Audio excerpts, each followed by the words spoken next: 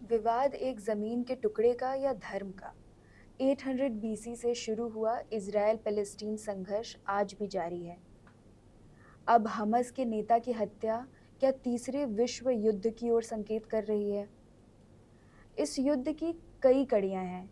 आज सभी डिटेल्स पर बिंदुवाद चर्चा करने के लिए हमारे साथ मौजूद हैं सुधांशु सर और मैं आपकी होस्ट निशा सिंह। सर, आपसे पहला सवाल इस मुद्दे पर। इस्माइल हानिया की हत्या के बाद ईरान ने इजराइल को सज़ा देने की बात तो कह दी है, लेकिन अभी हाल ही में आईआरजीसी की के स्पोक्स पर्सन की तरफ से एक बयान आया है कि इसमें थोड़ा देर लग सकता है। तो इतनी लंबी देरी क्या किसी बहुत बड़े कदम की ओर संकेत कर रहा है? हाँ, निश्चय। उसकी मुख्य मस्जिद पर उन्होंने अपना लाल झंडा फहरा दिया। इसका मतलब था कि वो बदला लेंगे। उन्होंने ऐलानिया ये कह दिया कि हम बदला लेंगे। और ईरान ने ऐसा पहले भी किया है। इराक पे जब हमला हुआ था या इससे पहले भी कई ऐसे अवसर आए जब उन्होंने लाल झंडा फहराया और हमले किए। लेकिन ये इतना आसान नहीं होगा, क्योंकि ईरान अगर हमला करेगा तो अमेरिका और यूरोप, नाटो सहित, वो इस युद्ध में प्रवेश कर जाएंगे। अगर वो इस युद्ध में प्रवेश कर जाएंगे तो ईरान घिर जाएगा। तो ईरान इससे पहले जितने भी उसके साथी समर्थक हो सकते हैं, जैसे चीन, रशिया, टर्की, पाकिस्तान, यहाँ तक कि सऊदी अरबिया जो उसका प्रतिद्वंदी है, उससे भी वो बातचीत कर सकता है और फिर वो हमला करेगा। तो इतना आसान नहीं ईरान का हमला करना इजराइल पे, क्योंकि ये पूरा एक मध्य पूर्व का युद्ध ना होके पूरा विश्व युद्ध हो सकता है, जिसमें यूरोप शामिल हो सकता है, रशिया शामिल हो सकता है, चीन शामिल हो सकता है, अमेरिका तो शामिल होगा। क्योंकि अगर इजराइल पे कोई भी हमला होता है तो अमेरिका उसमें शामिल ही शामिल होगा। तो इसलिए ईरान समय ले रहा है। आप कहना चाहते हैं कि अगर ईरान हमला करता है या फिर बदला लेने के भावना से अपना कदम आगे बढ़ाता है तो वो एक विश्व युद्ध को संकेतित करेगा? बिल्कुल, क्योंकि उसमें बहुत सारे पक्ष हैं। अमेरिका एक बहुत बड़ा पक्ष है, इसलिए कि वो यहूदियों को कभी अकेला नहीं छोड़ सकता, क्योंकि उसकी अर्थव्यवस्था यहूदियों पे आश्रित है। और दूसरा पहलू ये है कि वो इजराइल के बहाने यूरोप पे, एशिया पे, खासकर पश्चिम एशिया पे और उत्तरी अफ्रीका, इन सब पे कंट्रोल करता है। तो इसलिए भी स्ट्रेटजिक रूप से भी बहुत इम्पॉर्टेंट है इजराइल उसके लिए। तो वो कभी भी इजराइल को अकेला नहीं छोड़ेगा। और अमेरिका के शामिल होने का मतलब है कि रशिया या उससे इत्तेफाक रखने वाले देश भी इसमें शामिल हों, क्योंकि ये मामला फिर अकेला इजराइल का नहीं होगा, ईरान का नहीं होगा। वो मामला फिर धार्मिक हो जाएगा, क्योंकि फ़िलिस्तीन शामिल है, ईरान शामिल है।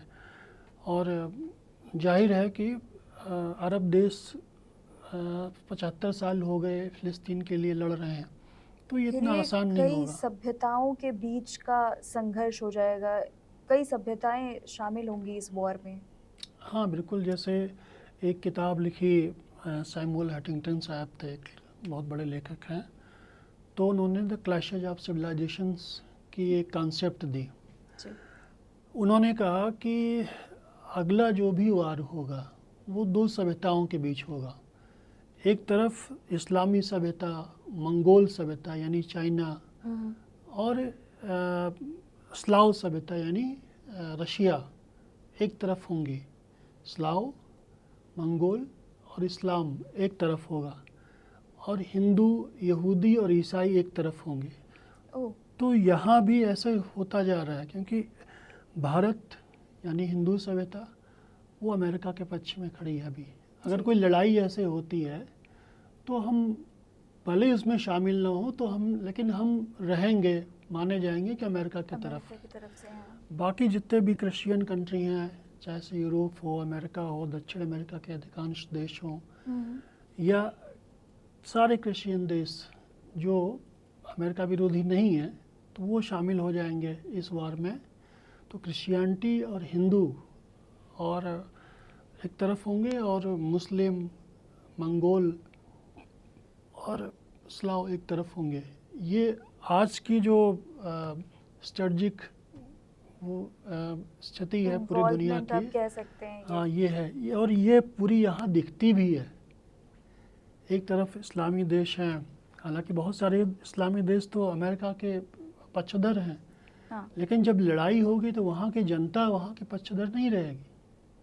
भले ही उनके वहाँ के शासक सऊदी अरब भले ही अमेरिका के पिट्ठू हों, लेकिन जनता रिवोल्ट कर देगी अगर वो इजराइल की तरफ रहते हैं या अमेरिका की तरफ रहते हैं। हालांकि मैं नहीं मानता इस तरह का थर्ड वार होगा, क्योंकि ये केवल ग्राफिक्स में तमाम चैनल दिखा रहे हैं वर्ल्ड वार 3 अपना व्यू बढ़ाने के लिए। मुझे तो ये सब मजाक लगता है, क्योंकि इस मसले पे वर्ल्ड वार नहीं हो सकता। उतना होता तो पहले हो गया होता, बहुत सारे ऐसे ओकेशन आए। लेकिन अगर ईरान हमला करता है इजराइल पे तो वो छोटा मोटा युद्ध नहीं होगा, मेरा कहने का मतलब। जी, ये सभ्यताओं का भी संघर्ष हम कह सकते हैं, पूरब और पश्चिम का संघर्ष। हालांकि इसमें पूरब पश्चिम मिक्स हो गए हैं, तो वो जो सैमुअल हंटिंगटन की थ्योरी है वो यहाँ अप्लाई होती है, पूरब पश्चिम की लड़ाई नहीं। अच्छा सर, इज़राइल और पैलेस्टीन की का ये जो विवाद है पूरा, ये है तो बहुत पुराना, लेकिन अभी ये आधुनिक युग में इसका वापस से चलना या वापस से उभर करके आना, हाँ, ये किस वजह से आपको दिखाई देता है? इसमें जैसे भारत ने भारत पाकिस्तान का बंटवारा किया ब्रिटेन ने, सेम पैटर्न यहाँ भी है। अब ब्रिटिशर्स का हाथ यहाँ पे भी है। ब्रिटिशर्स का हाथ भी यहाँ भी है। और पहले ऑटोमन एम्पायर के उसमें था फ़िलिस्तीन का एरिया। ऑटोमन एम्पायर जब फर्स्ट वर्ल्ड वार में पराजित हो गया और खलीफा का शासन ख़त्म हो गया, तो फ़िलिस्तीन के और इराक़ के कुछ हिस्से ब्रिटेन के अंडर कंट्रोल में आ गए। कुछ इलाके जॉर्डन वगैरह के, इधर फ्रांस वगैरह के कब्जे में आए। जी, फिर फर्स्ट वर्ल्ड वार के दौरान यहूदियों पे बहुत सारे हमले होने लगे। जो नाजी फासी जो शक्तियाँ थीं वो यहूदियों पे टारगेट करती थी, कहती थी यहूदी बाहर से आए हैं तो वो यूरोप के जो मूल निवासी हैं या मूल लोग हैं उनको खतरा बन गए हैं, उनकी आर्थिक ताकत ख़त्म कर रहे हैं। खासकर हिटलर ने बाद में जैसे यहूदियों को नरसंहार किया, वो पहले से शुरू हो गया था। तो एक वाल्फोर थे अधिकारी ब्रिटेन के, तो उन्होंने एक वाल्फोर डिक्लेरेशन किया और ये कहा कि इनका, चूँकि यहूदियों का होमलैंड रहा है पुराने ज़माने में, राजा डेविड और सोलोमन की कहानी आपने सुनी होगी। जैसे आपने बोला कि 800 BC में शुरू किया था इजराइल स्टेट, तो वो पुरानी जगह रही है यहूदियों की। जी, तो उन्होंने कहा कि यहूदियों को अपना होमलैंड बनाने की हम सुविधा देते हैं। यहूदी यहाँ आना चाहें, जो भी प्रताड़ित यहूदी हैं दुनिया भर के, खासकर यूरोप के, वो वहाँ आके बस सकते हैं। इस घोषणा से ये असर हुआ कि चूँकि आर्थिक रूप से बहुत ही सक्षम थे यहूदी दुनिया भर में, खासकर बैंकिंग में, और बड़े बड़े उनके पास उद्योग धंधे थे, एडलिस फोर्ड वगैरह, ये सब यहूदी ही थे। तो 30 साल के भीतर 1948 तक उन्होंने 90% फ़िलिस्तीन की ज़मीन खरीद ली यहूदियों ने। जी, और यहीं से नए विवाद की शुरुआत हुई। यानी वो देश तो फ़िलिस्तीन था, लेकिन ज़मीनें सब यहूदियों की थी। और फिर 1948 में बेन गुरियन ने नए इजराइल स्टेट की घोषणा कर दी और फ़िलिस्तीनी अपने ही घर में बेघर हो गए। ये दुनिया के इतिहास में एक अनोखी चीज़ थी कि व्यक्ति अपने ही देश में बेगाना हो जाए, बेघर हो जाए, शरणार्थी हो जाए। तो ये दयनीय स्थिति। यहाँ से संघर्ष की शुरुआत हुई। उसके बाद दोनों पक्ष यूनो गए। यूनो ने कहा कि आधा आधा अपनी, आप इजराइल भी बना रहे, और फिलिस्तीन भी बने फिलिस्तीन रहे। भी बना रहे हैं। अब ये तो न्याय नहीं था कि भाई अगर कोई चोर है, आपका 100 रुपया उसने चुरा लिया, तो जज बोल रहा है कि 50 रुपया चोर का हो गया। तो ये तो न्याय नहीं था। जी। हैं? तो इसलिए फिलिस्तीनियों ने इस न्याय को मानने से इनकार कर दिया और इजराइल ने मान लिया। यानी को तो जाता नहीं था, उसको तो सब मिलना ही था। जी जी।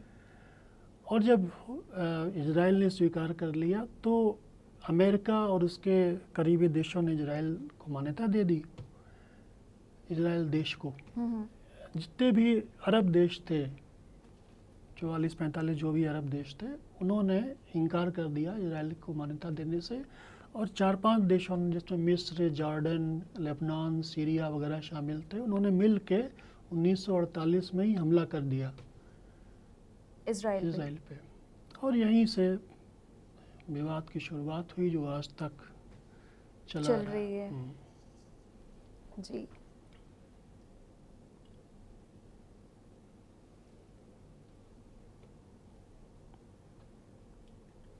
सर, अभी जो तनाव है इजराइल और पैलेस्टीन के बीच में, वो तो हमारे सामने है। हमारे दर्शकों के लिए मैं चाहूँगी कि इनकी जो प्राचीन और मध्यकालीन जो विवाद रहा है इजराइल पैलेस्टीन का, उस पे आप थोड़ा और बारीकी से प्रकाश डालें। अब ये, जैसे मैं ये नहीं कहूँगा कि ये पुराना विवाद इजराइल फिलिस्तीन का था, लेकिन ये दो पक्षों का था। जो आज दो पक्ष दिखाई दे रहे हैं, वो पहले उनकी भूमिकाएं अलग थीं। जैसे आज के जो फिलिस्तीन है वो दूसरे ढंग से प्रताड़ित हैं। पुराने जैसे इजराइल स्टेट जब हुआ तो वहाँ फिलिस्तीनी रहते थे, उनके अलग नाम थे, कैनन कहलाते थे, कुछ कहलाते थे भले, लेकिन समुदाय वही था। और कभी फिलिस्तीनी हावी हो जाते थे, कभी इजरायली हावी हो जाते थे। इजरायली कबीले थे, जो यहूदी कबीले थे, यूसुफ की संतानें कहे जाते हैं ये। 13 शायद इजराइल उनके लड़के थे, उसके 13 पार्ट थे कबीले के। तो वही कबीला बाद में इजराइल स्टेट के रूप में आया। फिलिस्तीनी उसी भाग में रहते थे। कभी इजरायली माइग्रेट कर जाते थे मिस्र या कहीं भी, कभी फिलिस्तीनी माइग्रेट कर जाते थे। जो जीतता था उस इलाके में रहता था, इस मध्यपूर्व के इलाके में। फिर रोमन एम्पायर के ज़माने में, यूनानी एम्पायर के ज़माने में इजरायली हावी रहे, मतलब यहूदी हावी रहे। अब इजरायली शब्द ना इस्तेमाल करें, तब भी यहूदी हावी रहे। बाद में मुसलमानों के आने के बाद मुसलमानों ने इस जगह पे सुलेमान के नेतृत्व में कब्जा कर लिया। लंबा चला और फिर ऑटोमन एम्पायर आया।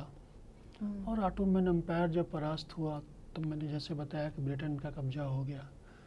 तो ये ऊंच नीच लड़ाई झगड़े चले रहे हो। और इसमें क्रूसेड्स सबसे इम्पॉर्टेंट है। क्रूसेड्स 12वीं-13वीं शताब्दी से शुरू हुए, फिर 2 शताब्दी तक होते रहे। यूरोप के ईसाई लोग आते थे यरूशलेम पे कब्जा करने, लड़ाइयाँ होती थी, कभी यूरोपीय जीतते थे, कभी मुस्लिम जीतते थे। तो आधा यूरोप ख़त्म हो गया इन लड़ाइयों में। मामला यरूशलेम तक का था, और यरूशलेम पे किसका कब्जा हो, मुसलमानों का हो कि ईसाइयों का हो, इसको लेके एक हमेशा वो बनना रहा। लेकिन इसमें फ़िलिस्तीन और इजराइल जैसी बात नहीं थी, वहाँ धार्मिक युद्ध था। और बाद में उसी धार्मिक युद्ध का पार्ट हो गए ये दोनों। ये आपको ये जो ये पूरा जो विवाद है, आपको ज़्यादा धार्मिक लगता है या ज़्यादा क्षेत्रीय लगता है? हाँ, बड़ा अच्छा प्रश्न है। ये शुरू में तो एक क्षेत्रीय विवाद था कि बहुत शुरू में, जब मैं आपने डेविड और सलमन की बात की, या उसके बाद फिर जब क्रूसेड्स हुए तो ये धार्मिक विवाद हो गया। ये ईसाइयों और मुसलमानों के बीच की लड़ाई हो गई। फिर जब ऑटोमन एम्पायर के बाद जब ब्रिटिशर्स ने ऐसी घोषणाएं की, तो वो यहूदियों और फ़िलिस्तीनियों के बीच एक क्षेत्रीय लड़ाई हो गई। धर्म था, इजरायलियों का धर्म, मूल धर्म जी। ज्यूस आपने अभी था। बताया वो अपने ही हाँ, ज़मीन पे फ़िलिस्तीनी, शरणार्थी हो हाँ, गए। मुस्लिम थे। लेकिन उनकी जो आइडेंटिटी थी वो धार्मिक नहीं थी, वो क्षेत्रीय थे। फ़िलिस्तीनी भी उस इलाके में रहते आए हैं हज़ारों साल से, इजरायली भी रहते आए हैं हज़ारों साल से। बीच में वो माइग्रेट कर गए थे यूरोप। हाँ। तो लेकिन आखिरी वक्त में जब ये इजरायली स्टेट की घोषणा हुई तो वहाँ फ़िलिस्तीनी ही रहते थे। फ़िलिस्तीन का होमलैंड था, जिसे ऑटोमन एम्पायर से ब्रिटेन ने लिया था, और ब्रिटेन ने बाल्फोर घोषणा करके इन सारे विवादों की शुरुआत की। सर, ईरान ने सर इजराइल ने कई युद्ध भी लड़े, बहुत सारे देशों से लड़े। तो उसने किन किन देशों से युद्ध, कौन कौन से देशों से वो युद्ध में शामिल हुए हैं, आप इस पे थोड़ा सा चर्चा करें। इजराइल ने बहुत से देशों से युद्ध लड़े, वो सारे अरब देश थे। हाँ। 3-4 युद्ध हुए। अरब देश मतलब कि जो अरबी भाषा बोलते हैं, जो देश खासकर मिस्र हमेशा युद्धों में शामिल रहा। उनके 3 जो शुरुआती युद्ध हुए, जॉर्डन शामिल रहा, लेबनान शामिल रहा, सीरिया शामिल रहा। ये 4 देश हमेशा शामिल रहे। बैकअप सऊदी अरब वगैरह का रहा। हाँ। कभी सीधे शामिल नहीं हुआ सऊदी अरब, उसने हथियार और पैसे दिए इन लोगों को जी। कतर ने दिए पैसे। और पहला जो अरब इजराइल युद्ध हुआ, जैसे मैंने कहा कि तो 1948 में जब ईओन का प्रस्ताव आया कि भाई आपस में क्षेत्र बांट लीजिए, इजराइल को इतना मिल रहा है, फ़िलिस्तीन को इतना मिल रहा है, तो इजराइल ने तो मान लिया उसको। तो भाई उसको जो मिल रहा था वो तो प्लस ही था, जा रहा था सिर्फ फ़िलिस्तीन का, खो रहे थे फ़िलिस्तीन वाले अपनी ज़मीन। तो उन्होंने यूएन के प्रस्ताव को न मानते हुए इजराइल पे हमला कर दिया, इन 4-5 देशों ने मिलके। इजराइल अभी नया नया उत्पन्न हुआ था, लेकिन इजराइल के लोगों में एक अदम्य देश प्रेम की भावना है। पूरा देश, क्या बच्चे, क्या बूढ़े, क्या जवान, वो सैनिक सेवा करते हैं, और अनिवार्य सैनिक सेवा है उनकी। और ज़रूरत पड़ने पे हर व्यक्ति लड़ाई लड़ता है। छोटा सा देश है, अपने 4-5 जिलों के बराबर। 60-70 लाख की आबादी है, हमारे 2 जिलों के बराबर आबादी। लेकिन ये देश जिजीविका के मामले में दुनिया के सबसे मजबूत देशों में है, विज्ञान में भी आगे है, और सबसे महत्वपूर्ण है दुनिया भर के यहूदियों की ताकत इसमें लगी हुई है। पैसा लगा हुआ है, विज्ञान लगा हुआ है। अमेरिका, यूरोप, चूँकि अमेरिका यूरोप की अर्थव्यवस्था का बहुत बड़ा भाग यहूदियों के हाथ में यही है। सर, यही एक पॉइंट है कि अमेरिका और यूरोप का जो साथ मिला हुआ है इजराइल को, उसके दम पे कहीं ना कहीं हमें ऐसा लगता है कि अरब देशों के मुकाबले में जीतने के पीछे इजराइल, हाँ, उसी का है। मतलब उसकी अपनी जिजीविका तो है, इजरायली मजबूत हैं, लेकिन इतने भी मजबूत नहीं हैं। अगर अमेरिका और यूरोप या नाटो उसका साथ छोड़ दे तो ऐसा नहीं है कि मिस्र कमज़ोर है। मिस्र भी बहुत मजबूत देश है, और सारे अरब देश मिलकर तो बहुत मजबूत हैं। टर्की मजबूत है, मिस्र मजबूत है, सऊदी अरब मजबूत है, ईरान बहुत मजबूत है। अगर पाकिस्तान भी उस युद्ध में शामिल हो सकता है, अगर अमेरिका का एक पहलू ना हुआ होता तो पाकिस्तान भी उसमें शामिल होता। तो ये सारे देश मिलके निश्चय ही इजराइल को कहीं न छोड़ते। लेकिन आज इजराइल मजबूत है, खड़ा हुआ है, तो उसके पीछे अमेरिका और यूरोप ही है, और कोई नहीं। और उनकी विल पावर भी है। हाँ, उनकी अपनी विल पावर, तो मैं बताया कि विल पावर है, जिजीविका है, जीने की इच्छा और जीतने की इच्छा है उनकी, तो निश्चय ही। लेकिन अमेरिका यूरोप की अपनी रणनीति है, वो उसके सहारे 3 महाद्वीपों को कंट्रोल करना चाहता है, एशिया को, यूरोप को, अफ्रीका को। जो पश्चिम एशिया की जो एनर्जी फील्ड है उस पर कंट्रोल करना चाहता है, सबसे इम्पोर्टेंट यही है। तो इजराइल उसके लिए बड़ा मोहरा है, इम्पोर्टेंट मोहरा है, वो कभी उसको नहीं छोड़ेगा। अमेरिका अकेला कभी नहीं छोड़ेगा। उनके लिए इसराइल कहीं ना कहीं एक पावरफुल एरिया के रूप निश्चय में दिखाई देता है। निश्चय। और उसके पास बहुत सारे परमाणु हथियार उसने बना के रखे हैं। हाँ, भाई अथराइज रूप से इस्लामी विश्व में सिर्फ पाकिस्तान के पास परमाणु बम है, लेकिन उससे कई गुने परमाणु बम बना के इजराइल रखा हुआ है। तो अगर उसको लगेगा कि हमारी उस पर रहने ना रहने का प्रश्न है तो वो उसका इस्तेमाल करेगा।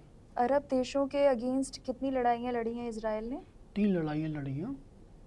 पहली लड़ाई 1948 में हुई, जिसमें अरब देशों को हार मिली। दूसरी लड़ाई 1967 में हुई, जब इजराइल ने सीरिया से गोलन हाइट्स ले लिया और मिस्र से सिनाई प्रायद्वीप ले लिया, गाजा पट्टी ले लिया, जॉर्डन से वेस्ट बैंक ले लिया। बहुत बड़ा इलाका, अपने क्षेत्रफल का 3 गुना तो जीत गया इजराइल इस युद्ध में 1967 के। फिर 1973 में उसका एक त्यौहार होता है योम किपुर। उस त्यौहार के दिन जब इजरायली अपना त्यौहार मना रहे थे, उस समय रात में आक्रमण कर दिया अरब देशों ने और बहुत अंदर तक घुस गए। लेकिन फिर भी अमेरिका और नाटो की सहायता से या मदद से इजराइल ने इस युद्ध को जीत लिया। और फिर भी इस युद्ध में एक बराबरी का मुकाबला था और जो सिनाई प्रायद्वीप मिस्र से उसने जीता था उसको वापस करना पड़ा उससे, इजिप्ट को नहीं, इजिप्ट को। हाँ, तो बाकी चीज़ें वो अपने पास रखे रहा। गाजा पट्टी जो आज है, बाद में इसने वहाँ मिस्र फिलिस्तीनियों को बसा दिया। जो जॉर्डन का पश्चिमी किनारा है वेस्ट बैंक, उसमें भी उसने फिलिस्तीनियों को बसा दिया। वहीं पे जो फिलिस्तीन अथॉरिटी की राजधानी है रमल्ला, वहीं पे है। गोलान हाइट्स जो सीरिया से उसने जीता था, बाद में 1981-82 में उस अपने देश में पूरी तरह से उसने मिला लिया। और वो इजराइल में पानी पहुंचाने वाली सबसे इम्पोर्टेंट जगह है गोलान हाइट्स, तो इसलिए उसको नहीं छोड़ा उसने। तो ये 3 वार ऑफिशियल हुए, उसके बाद तो नॉन ऑफिशियल बहुत सारी चीज़ें चलती रहीं, जिसको कोल्ड वार कहते हैं। सर, इजराइल के कब्जे में आज किन किन देशों का हिस्सा है? अगर अथराइज रूप से कहा जाए तो 3 देशों का हिस्सा है। सीरिया का गोलान हाइट्स, अनऑथराइज्ड भी है। अनऑथराइज तो पूरा इजराइल है। बात तो सही है। भाई उसकी फिलिस्तीन की ज़मीन पे इजराइल बना है ना, तो अनऑथराइज कॉलोनी की जैसा। अथराइज रूप से उसने सीरिया का गोलन हाइट्स, जॉर्डन का और हिस्सा पहले था लेकिन अब केवल वेस्ट बैंक, और इजिप्ट का गाजा पट्टी, ये 3 देशों की जगह उसने अपने कब्जे में लेकर रखी है। सर, पैलेस्टीन के क्या संघर्ष रहे इस पूरे दौरान? पहले उन्होंने पीएलओ का फॉर्मेशन हुआ, फिर हमास का फॉर्मेशन हुआ, तो इस पूरे एक्शन के ड्यूरेशन में ऑब्वियसली पैलेस्टीन बहुत सारे प्रॉब्लम से गुजरा होगा। हाँ, निश्चय ही बहुत सारे प्रॉब्लम से गुजरा। जो देश पूरा का पूरा रिफ्यूजी हो, चाहे वो इजराइल में हो, चाहे जब अथॉरिटी बनी 1992 में ओस्लो समझौता हुआ, और ये कहा गया कि फ़िलिस्तीनी अथॉरिटी बनाई जाएगी जहाँ पे स्वतंत्र फ़िलिस्तीन की सरकार होगी, और गाजा पट्टी वेस्ट बैंक में 2 जगह कॉलोनियाँ बसाई गई फ़िलिस्तीनी अथॉरिटी के तहत। और गाजा पट्टी में बाद में हमास का प्रभुत्व हो गया और वेस्ट बैंक में पीएलओ का प्रभुत्व है। अब विचारधारा के स्तर पे जैसे ये जो लिबरल हैं पीएलओ वाले और हमास जो है वो कंजर्वेटिव हों, तो 2 अलग अलग क्षेत्रों में फ़िलिस्तीन अथॉरिटी हुई और अथॉरिटी देने के बावजूद उनका कोई अधिकार नहीं था। जब चाहता था इजराइल घुस जाता था, जब चाहता था अपनी कॉलोनी बसा देता था, जब जाता था वो फिलिस्तीनियों को हटा के कहीं और कर देता था। मतलब स्वतंत्र फिलिस्तीन नाम की कोई चीज़ समझौते के बावजूद नहीं कभी एग्जिस्ट नहीं किया। नहीं की। तो पहले उन्होंने 1964 में यासिर अराफात ने फ़िलिस्तीन लिबरेशन ऑर्गेनाइजेशन बनाया, पीएलओ बनाया। पूरे दुनिया के तमाम देशों में, जिसमें भारत भी शामिल था, पीएलओ को एक अधिकृत सरकार के रूप में मान्यता दी गई पूरे दुनिया में। यासिर अराफात को राष्ट्रपति माना गया फ़िलिस्तीन का। और जब भी यासिर अराफात इंडिया आते थे या किसी भी देश में जाते थे तो उनको राष्ट्रपति जैसा स्वागत मिलता था। यासिर अराफात जब ख़त्म हुए तो महमूद अब्बास फ़िलिस्तीनी अथॉरिटी के राष्ट्रपति बने। लेकिन अब्बास काफ़ी बूढ़े हो चुके थे और बहुत निर्णय भी नहीं ले पा रहे थे। तो इसी दौरान जो कुछ उग्र तबका था जो जल्दी निर्णय चाहता था फ़िलिस्तीन के बारे में, उसने हमास बनाया 1987 में।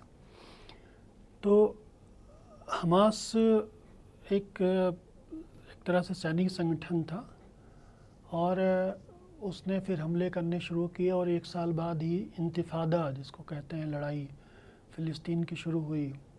जो सैनिक संघर्ष कह सकते हैं कि फ़िलिस्तीनियों ने शुरू किया, वो हमास के नेतृत्व में शुरू किया। हमले करते थे, रॉकेट मारते थे, घुस के 2-4 इजरायलियों को ख़त्म कर डालते थे। इस तरह की छोटी मोटी वारदातें हमास करता रहा और दुनिया भर में दबाव बनाता रहा कि फ़िलिस्तीनियों को उनका होमलैंड दिया जाए, फ़िलिस्तीन एक स्वतंत्र देश हो। लेकिन दुनिया इतना आसान नहीं था दुनिया में अपने बारे में एक बना पाना उसके लिए, क्योंकि अमेरिका और यूरोप इस बारे में बहुत ठोस पहल नहीं कर रहे थे। कल भी रहे थे तो वो ऐसी पहल थी जो फ़िलिस्तीनी अरब देश मान नहीं रहे थे। तो उन्होंने एक ऐसा कदम उठाया जो आत्मघाती था। अभी जो पिछले साल भर पहले हुआ, उन्होंने एक हमला कर दिया, घुस गए इजराइल के अंदर और 1000-1200 लोगों को मार डाला। तो अगर आप अपने को स्वतंत्रता संग्राम सेनानी बताते हैं तो इस तरह से मास किलिंग नहीं कर सकते आप किसी देश में जाके। ये तो आतंकवाद है। किसी भी देश में खालिस्तान अपने को जो बताते हैं, वो आए और सड़क पे लोगों की हत्या करने लगे, त्यौहार मनाते हो, 1,500-2 हज़ार लोगों को मार डालें, 300 लोगों को कब्जा करके पकड़ के ले जाएं, तो क्या वो आतंकवाद नहीं है? आतंकवाद है। तो इससे हमास ने और फ़िलिस्तीन मूवमेंट ने एक जो आम जनता का पूरी दुनिया में था, वो जो सहानुभूति थी वो काफ़ी हद तक खो दी। लेकिन उसके बाद जो इजराइल ने किया, इजराइल ने कहा कि हम हमास को ख़त्म कर देंगे। अरे ठीक है, आप हमास को ख़त्म कर दें, लेकिन आप फ़िलिस्तीनियों को ख़त्म करने पे लगे हुए हैं। 50,000 फ़िलिस्तीनी तब से मारे जा चुके हैं साल भर में। तो अब उसको रुकना चाहिए। बहुत ही भीषण है, ये उतना ही भीषण है जितना हमास का आतंकवादी कृत्य था। ये भी एक सरकारी आतंकवाद है जो इजराइल चला रहा है। सर, ये पीएलओ और हमास की आइडियोलॉजी में क्या डिफरेंस दिखाई देती है आपको? पीएलओ जो है वो एक उदार संगठन था जो चाहता था कि हम, जैसे भारत में कांग्रेस ने जो आज़ादी के पहले लड़ाई लड़ी, उसी तरह की जो उदारवादी लड़ाई लोकतंत्र के लिए या स्वतंत्र देश के लिए पीएलओ लड़ता था। और हालांकि उसने एक सैनिक ब्रांच बनाई थी, अल-फतेह। वो कई अल-फतेह से जुड़े लोगों ने हत्याएं वगैरह भी की जब चीज़ें नहीं आई। लेकिन कमोवेश एक लिबरल ऑर्गेनाइजेशन था पीएलओ, एक राजनीतिक ऑर्गेनाइजेशन था जो स्वतंत्र फ़िलिस्तीन चाहता था। लेकिन जब उसने बहुत सालों तक, 2 दशक तक संघर्ष किया और उसका कागज़ के अलावा कोई बहुत बड़ा वो नहीं मिला, एक फ़िलिस्तीनी अथॉरिटी दे दी गई और वो भी उस पार्षद से ज़्यादा रोल नहीं था अथॉरिटी का। वहाँ का राष्ट्रपति समझिए कि मेयर है दिल्ली का। हाँ, तो जब इस तरह के अथॉरिटी से कोई संतुष्ट नहीं मिली है फ़िलिस्तीनियों को, भाई इनको तो स्वतंत्र देश चाहिए था, अपने ही जी। देश में गुलाम थे, अपने देश हाँ। में शरणार्थी थे वो। तो जब फ़िलिस्तीनियों को जो चाहिए था वो नहीं मिला तो उन्होंने उसको और उग्र तरीके से पाने की कोशिश की, और इसी वजह से हमास संगठन बना 1987 में, और हमास ने सशस्त्र संघर्ष करना शुरू किया इजराइल से। तो ये दोनों विचारधारा में अंतर है, और कहा जाता है कि ये पैन इस्लामिक विचारधारा जो है, पैन इस्लामिक विचारधारा ये कहती है कि दुनिया में जब तक आखिरी आदमी मुसलमान नहीं हो जाता हाँ। तब तक जिहाद चलता रहेगा, संघर्ष चलता रहेगा। सर, इसी से मेरे दिमाग में ये सवाल आ रहा था कि आप जानते होंगे मुस्लिम ब्रदरहुड संगठन है। आपको हमास क्या मुस्लिम ब्रदरहुड संगठन से प्रेरित या उससे मोटिवेटेड लगता है? हाँ श्योर, क्योंकि हमास की जो स्थापना है वो मिस्र और फ़िलिस्तीन के लोगों ने मिलकर की थी। इसमें मिस्र के काफ़ी लोग शामिल थे, और मूलतः हसन अल बन्ना जिन्होंने मुस्लिम ब्रदरहुड बनाया था 1940 के दशक में, वो इजिप्ट के थे। और ब्रदरहुड का जो कॉन्सेप्ट है कि दुनिया भर के देशों में एक इस्लामिक जिहाद का, वो राजनीतिक जिहाद की बात करता है मुस्लिम ब्रदरहुड। इजिप्ट में भी किया, तमाम देशों में, अफ्रीका के देशों में, एशिया के देशों में मुस्लिम ब्रदरहुड सक्रिय है। और उसी की जो बताया नहीं कि पैन इस्लामिक विचारधारा, पैन इस्लाम उसको कहते हैं, अखिल इस्लामवाद है कि जब तक दुनिया का आखिरी आदमी मुसलमान नहीं हो जाएगा तब तक हम लड़ाई लड़ते रहेंगे जिहाद की। तो ये जो विचारधारा है ये ब्रदरहुड की थी, और इसी विचारधारा से कमोबेश हमास प्रभावित है। हालांकि उनका इंडिविजुअल उद्देश्य है फ़िलिस्तीन को उनकी आज़ादी दिलाना और उनका होमलैंड दिलाना, लेकिन अगर धार्मिक रूप में कहा जाए तो निश्चित ही ब्रदरहुड की ही एक शाखा है सर, हमास। ये सब कुछ देखते हुए आपको क्या लगता है अमेरिका और यूरोप इतना बढ़ चढ़ कर के क्यों साथ देते हैं इजराइल का? कोई आर्थिक रूप से, मतलब कोई आर्थिक मदद चाहते हैं? देखिए, अमेरिका और यूरोप कभी मानवता के रक्षक नहीं रहे। दुनिया में जो हिंसक क्रांतियां हुई हैं या वो तानाशाह हुए हैं, उनको अक्सर अमेरिका ने सपोर्ट किया है, और इराक को तबाह कर दिया उन्होंने एक झूठा आरोप लगा के। तमाम देशों को उन्होंने बर्बाद कर डाला।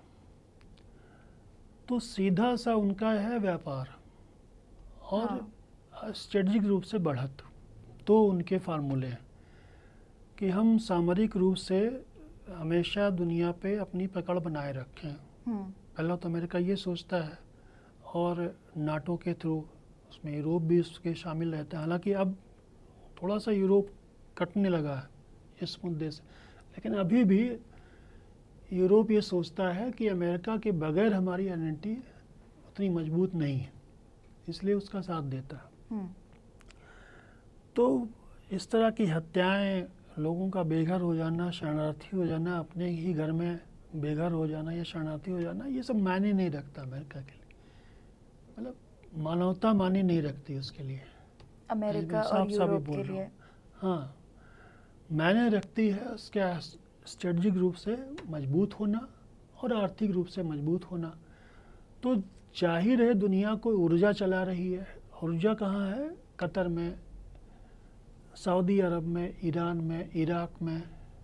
हाँ। ये पूरा इलाका जो है मध्य पूर्व का, पश्चिम एशिया का, इसे अपने शक्ति से नियंत्रित कर रहा है अभी भी अमेरिका। अमेरिका का प्रमुख मुहरा है सऊदी अरब और इजराइल। सऊदी अरब इसलिए है कि वो अपनी राजशाही की उसको रक्षा करनी है, इजराइल इसलिए उसके लिए इम्पॉर्टेंट है कि वहाँ यहूदी हैं, यहूदी वहाँ की अमेरिका की अर्थव्यवस्था संचालित करते हैं। मैंने बताया ना कि बैंकों का बहुत बड़ा हिस्सा, दुनिया भर के बैंकर्स का, उद्योगपतियों का बहुत हाँ बड़ा बहुत बड़ा हिस्सा, हिस्सा बैंक्स का बहुत यहाँ बड़ा हिस्सा। यहूदी लॉबी हाँ। कैप्चर किए हुए है। तो निश्चय ही अमेरिका मानवीय पहलू नहीं देखता है, कभी देखता भी नहीं था। वो ये देखता है कि हम इजराइल के थ्रू यूरोप पे, एशिया पे और उत्तरी अफ्रीका पे कंट्रोल कर सकते हैं, तो वो कर रहा और आगे भी ऐसा करेगा। अगर ये सोचना कि नहीं वो साधु हो जाएगा और कहेगा कि नहीं फ़िलिस्तीन ले लो, तो नहीं ले, ऐसा संभव नहीं। और ये सऊदी अरेबिया और ईरान का इस पूरे विवाद में क्या भूमिका है इनकी? देखिए कहीं ना कहीं मसला एक स्तर पे जाके धार्मिक हो जाता है, क्योंकि फ़िलिस्तीनियों का एक धर्म भी है और वो मुस्लिम समुदाय से जुड़े हुए हैं, और मुस्लिम समुदाय की एक साझा पीड़ा रही है फ़िलिस्तीन की, दुनिया भर के मुसलमान हाँ, देशों यहाँ की। पे जैसे आज भी फ़िलिस्तीन में कुछ होता है तो भारत के या दुनिया भर के मुस्लिम या उस पीड़ा को समझने वाले लोग प्रोटेक्ट करते हैं। हाँ। तो सऊदी अरब अपने को सुन्नी इस्लाम का प्रतिनिधि मानता है। भाई दुनिया की जो इस्लामी विश्व की दो सबसे महत्वपूर्ण धार्मिक जगह हैं, मक्का और मदीना, वो सऊदी अरब में है। हाँ। प्रॉफिट मोहम्मद वहीं पैदा हुए, इस्लाम धर्म की मूल कर्मस्थली वही है। तो अगर सऊदी अरब इस मामले में हस्तक्षेप नहीं करता है तो कौन करेगा? बिल्कुल। उसके पास सक्षम भी है, उसके पास पैसा है, हम्म। वो पैसा देता है। अब दुनिया में ये सुन्नियों का प्रतिनिधि माना जाता है, शियाओं का प्रतिनिधि है ईरान। वहाँ पे 1979 में इस्लामी क्रांति हुई और इस्लामी क्रांति के बाद उसने अपने को दुनिया भर के मुसलमानों का रहनुमा बताया। अयतुल्लाह खमैनी के नेतृत्व में कहा कि हम वह कर दिए हैं जो और कोई कर नहीं पाया। वो भी अपने को नेता मानता है पूरी दुनिया में, हाँ। इस्लामी वर्ल्ड का। अब दिक्कत ये है कि इस्लामी वर्ल्ड में 80-85% सुन्नी हैं, केवल 10-15% शिया हैं, और वो शिया देश है। तो बहुत सारे देश उसके सपोर्ट में नहीं हैं, लेकिन उसकी खुशकिस्मती कहिए कि उस इलाके कई हिस्से शिया हैं। यहाँ तक कि सऊदी अरब का जो पूर्वी हिस्सा वो शिया, या यमन का बहुत सारा हिस्सा शिया है, सीरिया का हिस्सा शिया है, लेबनान में बहुत सारे शिया रहते हैं। तो उनके थ्रू ईरान मजबूत है। आज उसमें सीरिया पे सबसे अधिक कंट्रोल ईरान का है, लेबनान में सबसे अधिक कंट्रोल हिजबुल्लाह के थ्रू ईरान का है, और उस इलाके में सबसे मजबूत आर्थिक ताकत तो नहीं कहेंगे, लेकिन सैनिक ताकत ईरान है। तो जाहिर है कि अगर कोई खाड़ी की लड़ाई होगी या अरबों और यहूदियों के बीच लड़ाई होगी धार्मिक शक्ल लेके, तो ईरान वहाँ पे मजबूत ताकत रहेगा। और चूंकि सुन्नी विश्व और शिया विश्व की एक कह सकते हैं कि अपनी आंतरिक लड़ाई है, हाँ। तो जाहिर है जब सऊदी अरब सपोर्ट करेगा तो उससे बढ़ चढ़ के उससे ज़्यादा करने की कोशिश ईरान करेगा। और तब तो और करेगा कि आपके घर में घुस के कोई आपके मेहमान को मार डाले। इनके सहयोग से सर क्या आपको लगता है पैलेस्टीन वापस से एक स्वतंत्र देश के रूप में कभी उभर पाएगा या कभी एक स्वतंत्र देश बनेगा? बहुत मुश्किल है, इनके सहयोग से नहीं बन पाएगा। ये सहयोग सऊदी अरब, अमेरिका, यूएई, कतर, इन सबको करना पड़ेगा। अभी बीच में क्या हुआ था, अब्राहिमिक समझौता एक हुआ था, उन लोगों ने कुछ मुस्लिम देशों ने कहा कि हम अब्राहम के संतानें हैं, तो हमें विवाद भूल के समझौता कर लेना चाहिए, जिसमें यूएई भी शामिल था, हाँ। बहरीन भी शामिल था। अब अब्राहम के संतानें यहूदी भी हैं। इब्राहिम पहले पैगंबर माने जाते हैं, वो यहूदियों के भी, मुसलमानों के भी और ईसाइयों के भी। तो कहा कि भाई जब सबके पैगंबर एक हैं तो एक मूल धर्म को या मूल मत को हम माने, धर्म छोड़ दीजिए माने, और एक आपस में अच्छाई से रहें। हाँ। अमेरिका ने भी उस मरमाही समझौते को लागू कराने में पूरी अपनी जान लगा दी, क्योंकि अमेरिका भी अस्थिर नहीं चाहता है इलाका। इलाका अस्थिर रहेगा तो उसकी आर्थिक नीतियाँ गड़बड़ाएंगी, तो वो भी चाहता हमारा ताकत तो बना रहे लेकिन स्थिर भी रहे, ताकि हमारा व्यापार भी चलता रहे ठीक से। तो अमेरिका भी समझौता कराना चाहेगा, और समझौता अगर होगा तो अमेरिका यूरोप के कराने से ही होगा, क्योंकि वही दबाव डालने की स्थिति में है इजराइल के। या तो सारे अरब देश दे के लोग हमला करके इजराइल को ख़त्म कर दें जी। एक ये हो सकता है, लेकिन ये संभव नहीं है, क्योंकि अमेरिका यूरोप इजराइल के पक्षकार हैं।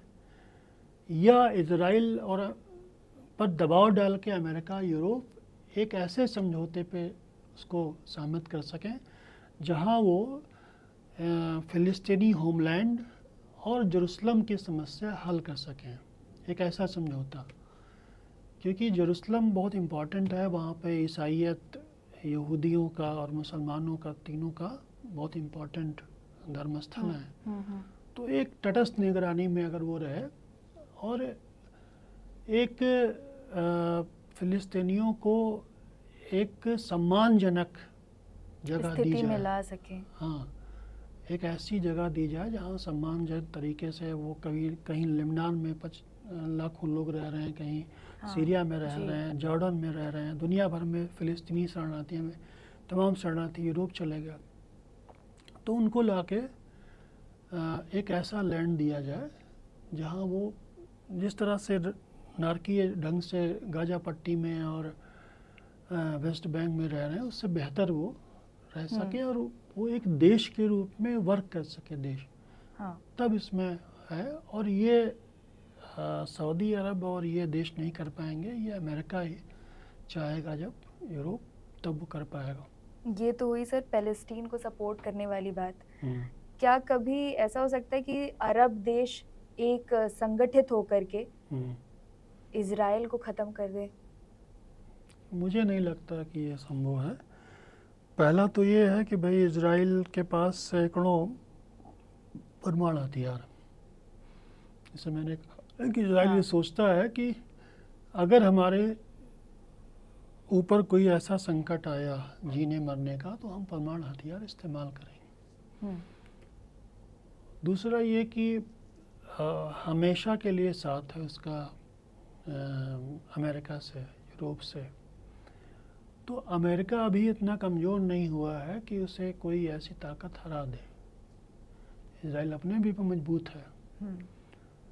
तो ये तो एक संभव अवधारणा है कि इजराइल को ख़त्म किया जा सकता है, बस उसके साथ समझौता किया जा सकता है। अगर नेतान्याहू जैसे कंजर्वेटिव शासक न रहें, इज़ाक राबिन जैसे शासक या इस तरह लिबरल शासक आएँ, तो ये समझौता हो सकता है आगे। सर, गाज़ा पे जो इजराइल का हमला हुआ है अभी, उसको आप उचित मानते हैं? नहीं,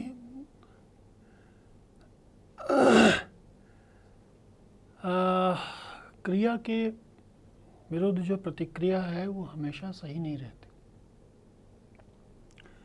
जैसे एक दो दिन हमला होता और गाजा में जो छिपे हुए मोसाद के लोग थे उनको मार गिराया जाता, मास किलिंग जो हो रही है गाजा में, वो उचित नहीं है। लेकिन अनुचित वो भी था, एक आतंकवादी कृत्य था। मैंने जैसे पहले ही बोला कि किसी भी देश में घुस के आम जनता को इस तरह से नुकसान पहुंचाना तो आतंकवाद था, वो स्वाधीनता संग्राम नहीं था। लेकिन उसका जो रिएक्शन हुआ और इतना लंबा रिएक्शन हुआ इजराइल द्वारा गाजा में, आज जो गाजा में हो रहा है, वो मैं उसको उचित नहीं मानता। 2-4-10 दिन तक तब भी चलाऊँ था, क्योंकि जो किया था वो क्षम्य नहीं था। हमास ने किसी भी संगठन को, आम नागरिकों को इस तरह से मास किलिंग करने का अधिकार नहीं है। जी। तो जो अधिकार हमास को नहीं था, वो इजरायली सेना को भी नहीं है। नहीं है। तो तो ये जाहिर पूरा है, संघर्ष रुकने के लिए आपको क्या लगता है, क्या करने की आवश्यकता है? संघर्ष मार्ग पे बात हो रही है। पहला तो हमास को जो उन्होंने जिन लोगों को पकड़ लिया था, कैदी बना लिया था, बंधकों को, उनको छोड़ देना चाहिए। क्योंकि हमास की भी एक फ़िलिस्तीनी जनता के प्रति एक जिम्मेदारी है। उन्होंने इसको, फ़िलिस्तीनी जनता को इस स्थिति में डाला है, फ़िलिस्तीन के लिए लड़ रहे हैं। जब फ़िलिस्तीनी जनता इतना दिक्कत उठा रही है, तो हमास को कम से कम अपने तरफ से एक प्रयास करना चाहिए इस दिक्कत को दूर करने का, और उनको बंधकों को रिहा कर देना चाहिए।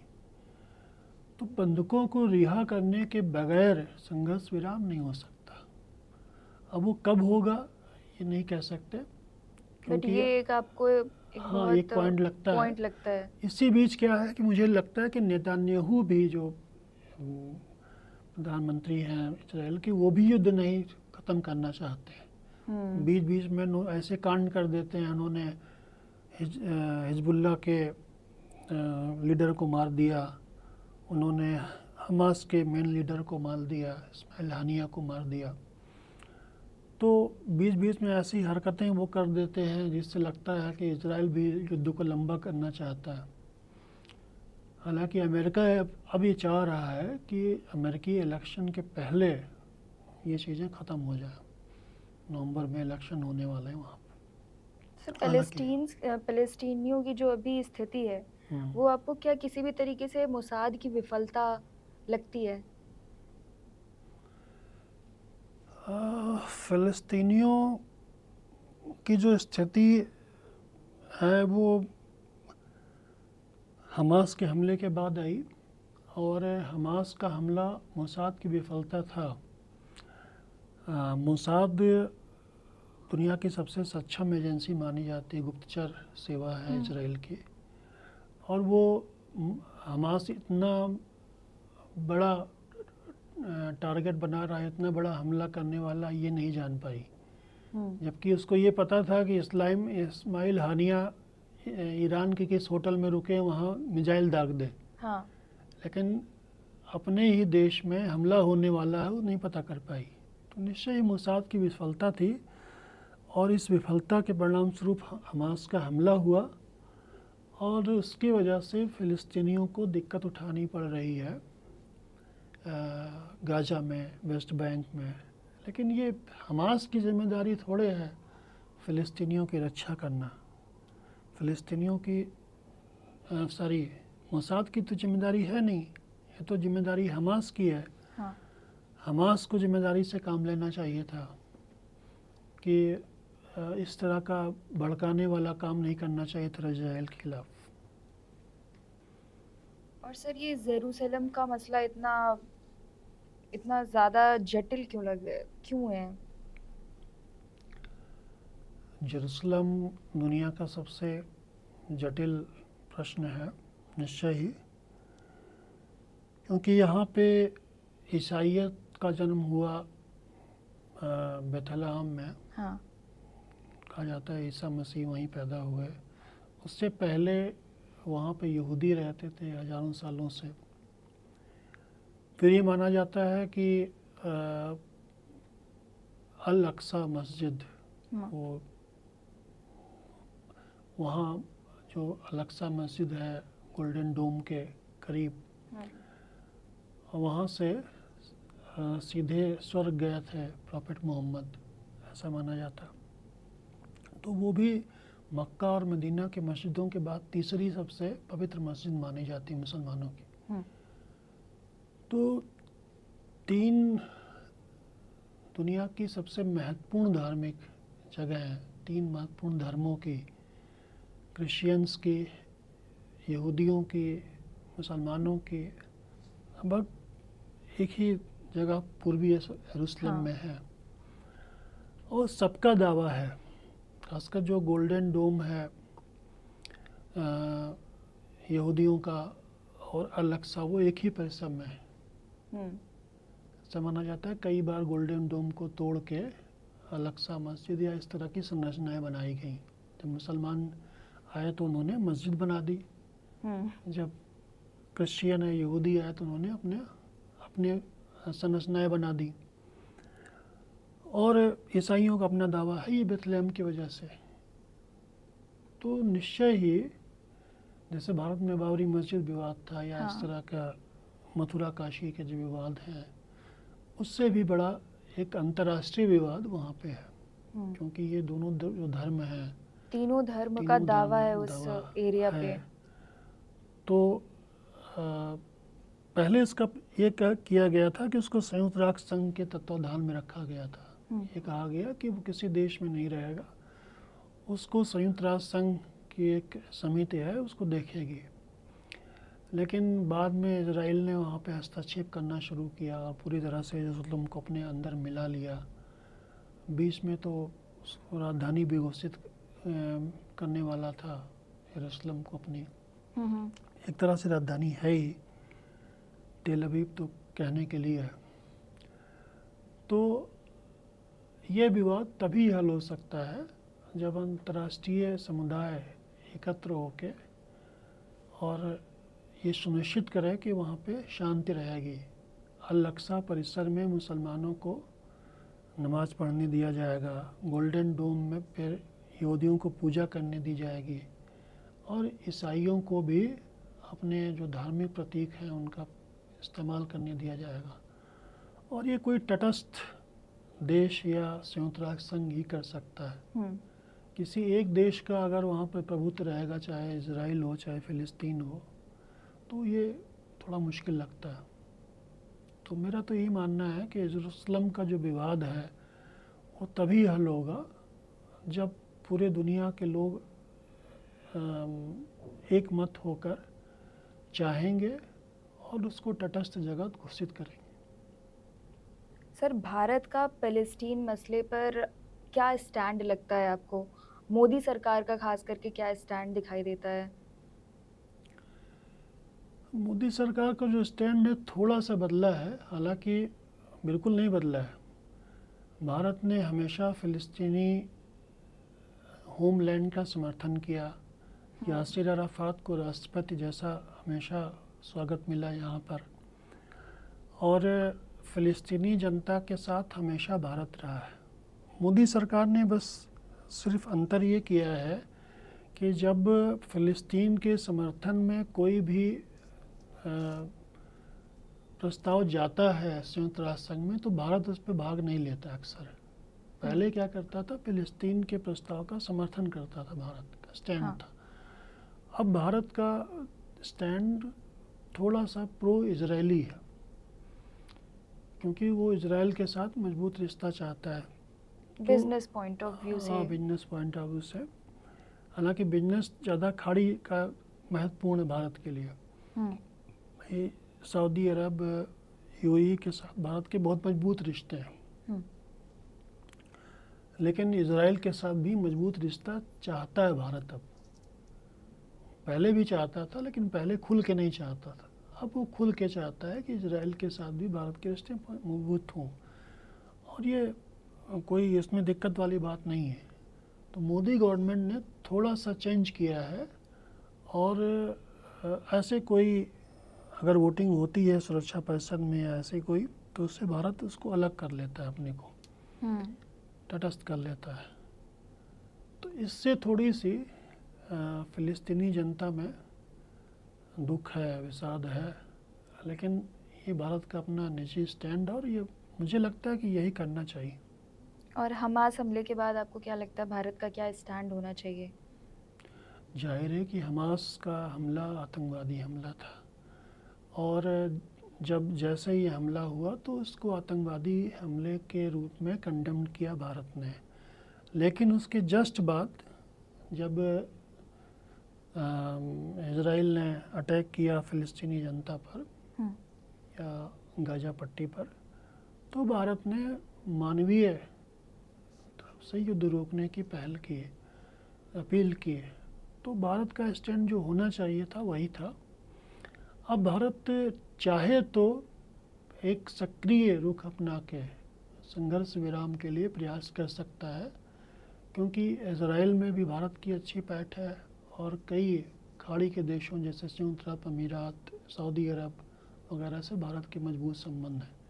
तो भारत एक पहल करके पहल ले सकता है। मुझे लगता है ये करना चाहिए भारतीय। टीडीबी न्यूज़ 24 की तरफ से आज आप देख रहे थे इज़राइल और फ़लस्तीन के मुद्दे पर एक अच्छी चर्चा सुधांशु सर के साथ। ऐसे ही और गंभीर मुद्दों पर हमारी राय जानने के लिए और चर्चा से जुड़े रहने के लिए टीडीबी न्यूज़ 24 को सब्सक्राइब करिए और हमारे साथ जुड़े रहिए।